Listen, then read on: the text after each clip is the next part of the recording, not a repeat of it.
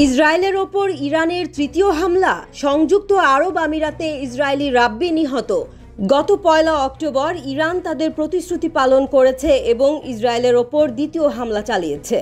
26 October Israel তেহরানে পাল্টা আক্রমণ করে এবং ইরানের সামরিক লক্ষ্যবস্তুতে বিমান হামলা চালায়। ইসরায়েলের প্রধানমন্ত্রী বেনিয়ামিন নেতানিয়াহু নিশ্চিত করেছেন হামলায় ইরানের পারমাণবিক কর্মসূচির একটি অংশ ক্ষতিগ্রস্ত হয়েছে। তিনি আরও জানান, রাশিয়ার S-300 মিসাইল সিস্টেমের 3টি ব্যাটারিও ধ্বংস করা হয়েছে। এরপর থেকে ইরান ইসরায়েলকে হুমকি দিয়ে আসছে।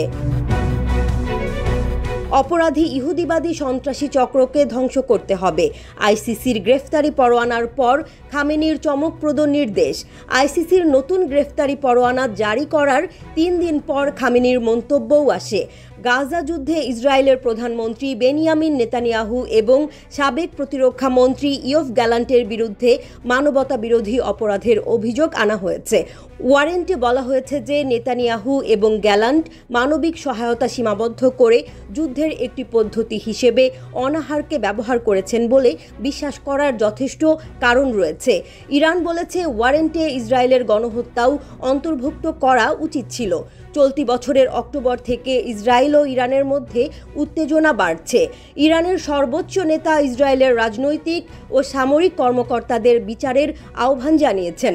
অপরাধী ইহুদিবাদী সন্ত্রাসী গ্যাংয়ের ক্যাপ্টেনকে অবশ্যই বিচারের আওতায় আনা উচিত।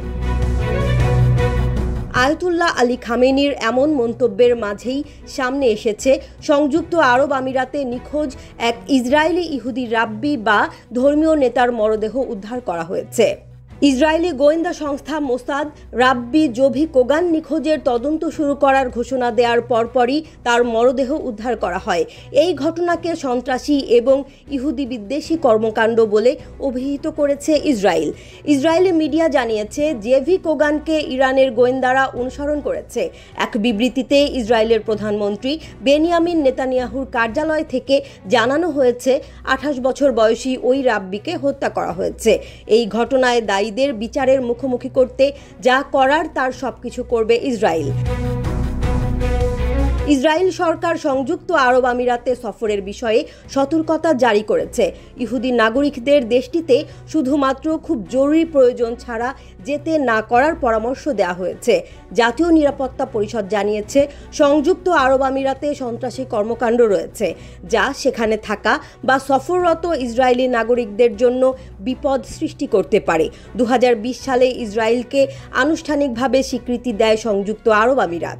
তবে দক্ষিণ লেবানন ও গাজায় ইসরায়েলের আক্রমণের বিষয়ে আরব আমিরাত কখনোই কিছু বলেনি।